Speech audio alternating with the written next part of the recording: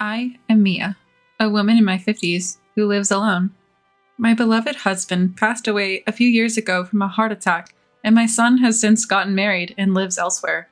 It's not that I ever wanted my son to live with me, but I can't deny that I feel lonely.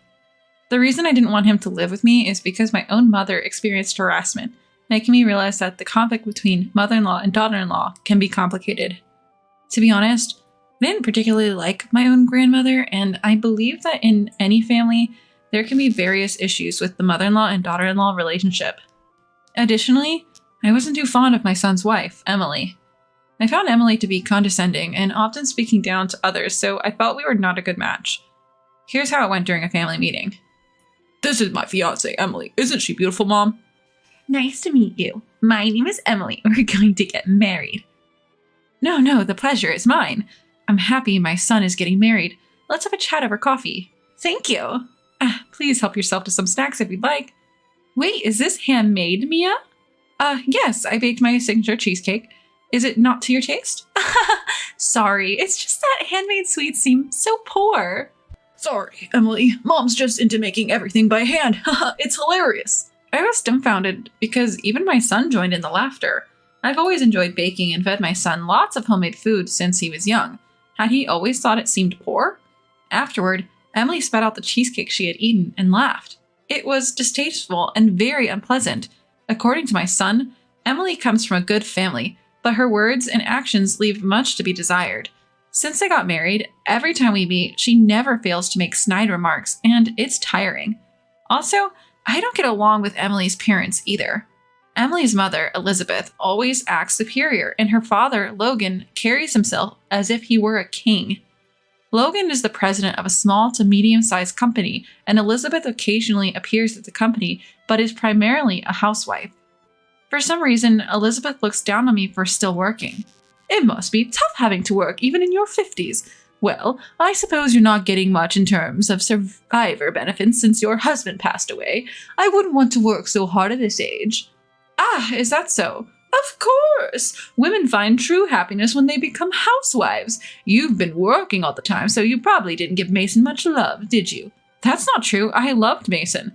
Really? I always think working mothers are cutting corners in parenting. I'm happy that Emily has become a housewife. Women should focus on the household chores after quitting their jobs. Despite being of the same age as me, Elizabeth had very outdated views. It's not that being a housewife is bad, but commenting on other people's lifestyles as if she's some kind of authority was annoying. Frankly, I wish she'd just mind her own business. Now I've somehow ended up agreeing to go on a trip with Emily's irritating parents, which has me quite bewildered.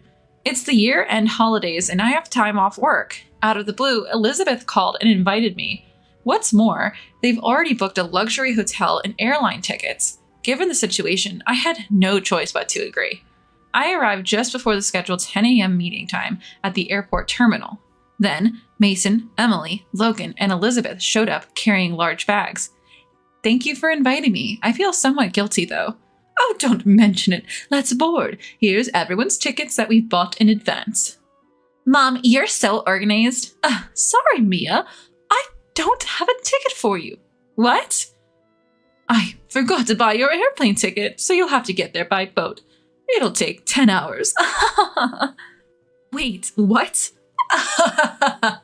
Mom taking a boat is hilarious. It suits you. We'll wait for you in Los Angeles. Well, that's how it is. Take your time getting there. Sure, but are you guys really okay with this? Huh? I'm fine, but are you sure you want to leave me behind? What are you talking about? We won't have any issues. Just be aware, if your back hurts from the boat ride, it's not our problem. See you there.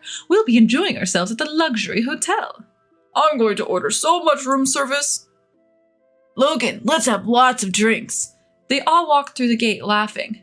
Left alone, I almost crushed my mobile phone in a fit of rage. Why do I have to be subjected to such cruelty? I thought coming here would be a chance to get along well with everyone. But this makes me look like a complete fool. No, I must have actually been a fool to fall for this.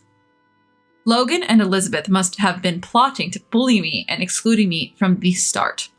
I'll definitely get back at them. I won't forgive them. Just watch. I'll make sure They can't fight back. Muttering to myself as I left the station, I must have looked like a scary old lady to those around me. My face at the time must have been filled with anger. When I got home, I opened my mobile phone. I finished my work quickly and closed it, then took a short nap. When I woke up, there were a ton of WhatsApp notifications on my phone. Curious, I checked them and found they were from Elizabeth. Since I turn off notifications when I sleep, I didn't notice. When I made a WhatsApp call, an infuriated Elizabeth answered. How dare you do that to me? What are you talking about? Don't play dumb. You uploaded that conversation on a video site, didn't you? Ah, you mean the short video? It's going viral. It's even creating a buzz on major forums now. What did you just say? There's even a thread called Evil Witch Aunt, and it's already up to part 10. Where do I come off as an evil witch aunt? I'm a classy and refined lady. Don't underestimate me. Oh, you weren't aware that you're mean? That's a serious issue. Don't you think you can make a fool of me? Because of you, I've been bombarded with messages from friends who saw that video, and it's ruining my vacation mood. Is that so? But the one at fault is you, Elizabeth. I just uploaded the audio. I didn't record it illegally or anything. What are you saying? You are the real evil witch aunt. You must be doing this out of jealousy because you're not as wealthy as I am. You're envious of everything about me, aren't you? Not envious at all. After all, Elizabeth, you're being deceived by Logan. My late husband really cherished me. But Logan has someone more important than you, Elizabeth. What? His affair partner. What are you saying? The real reason you went on that trip was so Logan could secretly meet a local woman there. Upon hearing that, Elizabeth was lost for words. The truth is, Logan was seeing a woman at the vacation destination. I knew this because the woman had posted a video with Logan on the video site that I frequent as a hobby. The woman he was cheating with appeared to be in her late 20s, not much different in age from his daughter, Emily. It's quite disgusting to have such a relationship with a woman not much older than one's own daughter. I couldn't post anything too explicit since that would lead to account suspension, but they were doing what lovers do, looking happy together. The linked blog was filled with diary entries detailing what she and Logan did, described explicitly. It seems like this woman is currently writing a blog post. She's probably posting it from her mobile phone. I'll send you the link. Wait. Go ahead. Read it. What is this? Oh, no! Elizabeth probably read a few lines. She was screaming quite loudly. I wish she'd stop because she was going to ruin my ears with that screaming. Apparently, Logan had told her he was going for a little walk alone, but actually went to meet that woman. Then it seemed that Logan returned to the room while the call was still connected. Oh, what a wonderful view I just took in. Where were you? Just took a walk around the area. Did you want to come along, Elizabeth? Don't lie. What's this diary? You were with the woman who wrote this diary, weren't you? What is the meaning of this? Why is your affair partner here? It's a local thing, look, I met her when I was here on business. We had some drinks and got friendly, but I didn't do anything sketchy. What? This diary talks about all sorts of things you did together, you pervert. But Mason did the same. What? Wait, Logan? Mason was at the bar with me, drinking and hitting on other women. After that, we both went to that sort of place. What did you just say? Mason, what is the meaning of this? Emily, calm down. I didn't do anything. I was just drinking with a woman, that's all. I won't let Mason be the only one to pretend he's innocent. I'm taking you down with me. That's terrible. Why am I being dragged into this? I'm your son-in-law. Defend me. Shut up. All of this is your mother's fault. That's awful. And here I thought we got along so well. In fact, Mason's workplace has a business relationship with Logan's company. That's why they often went out for drinks together.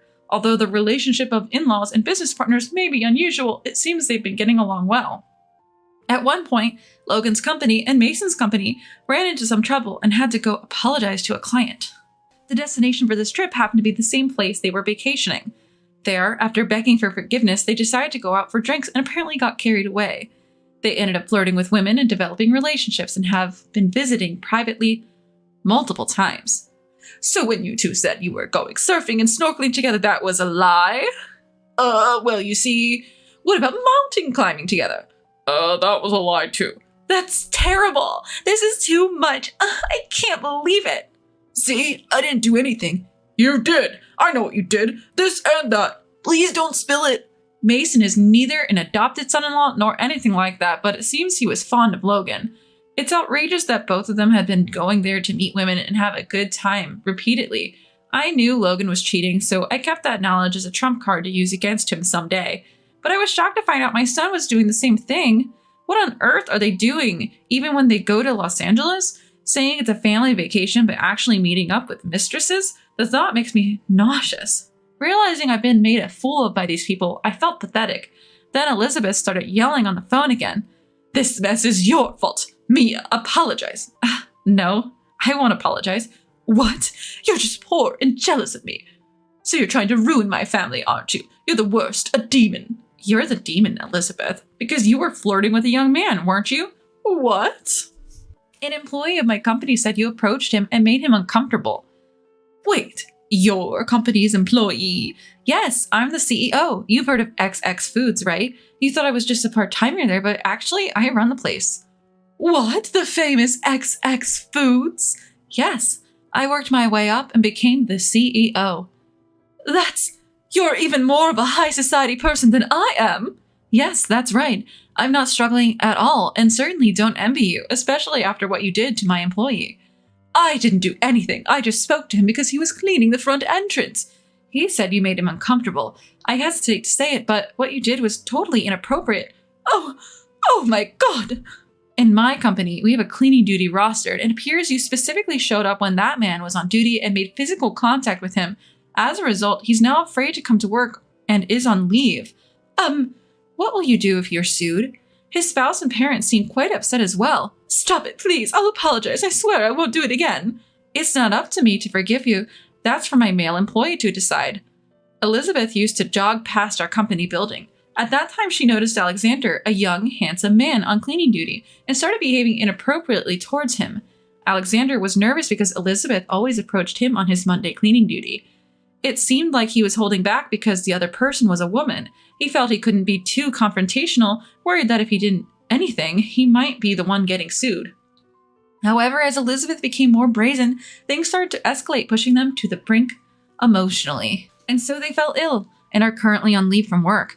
When Alexander said he was taking time off work, I initially thought it was due to job-related stress. But then I received an email from Alexander with photos, explaining that he was being harassed by this woman.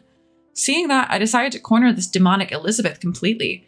I can forgive her making a fool out of me, but causing stress to my employees is unacceptable. Alexander is a young man, not much different in age from my son or daughter-in-law. Thinking about how Elizabeth was targeting someone so young made me feel utterly disgusted. With Alexander's consent, I forwarded those photos in the story to Logan's WhatsApp. It turned out to be a miserable situation. A battlefield unfolded on the other end of the phone again. Hey, what do you think you're doing? How dare you go after a younger man? But it wasn't just me doing it. He had nothing to do with it.